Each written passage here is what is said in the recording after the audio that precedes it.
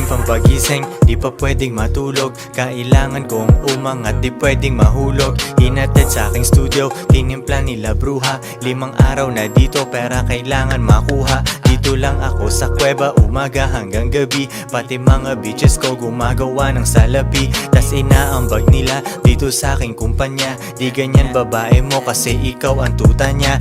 Ikaw ang sumusunod, kalalaki mong tao. Maghabol at manuyo, yan ang di ko trabaho. Ako ay pimp, tang ina, ako ang nagdidikta. Magkaaway kayo ng chick mo kaya tahimik ka. Anyway, balik na ako sa diskarte kong ito. Di umalis sa aking linya kaya hindi nalito. 7 days at walang off, bakasyon ko tsaka na. Papunta ako sa yaman kung ayaw mo dyan ka na.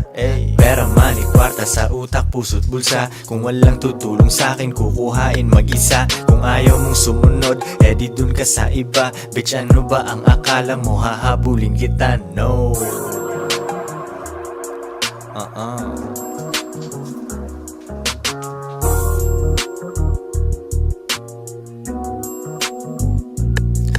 Kuha pera tas repeat kasi wala nang ibang play. Bagong picture ng babae ko, ang caption niya ay slay. Mismong siya ay hustling din sa IG at san pa man. Tinuruan ko paano kaya bulsa niya may laman. Di ko siya binibigyan, kailangan niyang ipunin yon. Kung sa tingin mo mali ako, yan iyong opinion. Mga di ko mautusan, sila ay nasa labas. Pag mahal nila ako, sila'y nasa tamang landas. Pera ko kumakapal, dati lang isang dangkal. Pwede nang kumain ng masarap kahit mahal. Malinis aking galaw, kita mo hindi yan tus. Nasa lilim lang ako at umiinom ng juice. 24 oras ang hustle, hindi nagsasara. Nakaporma ako lagi kasi daming kamera. Bumiling sariling kotse at hindi yan binigay. Isang malupet na Pinoy at 2 Pinay.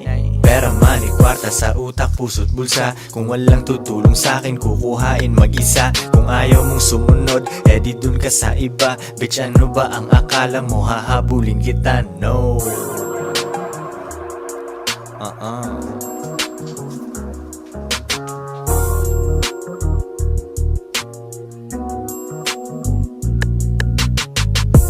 Joints parang mafia.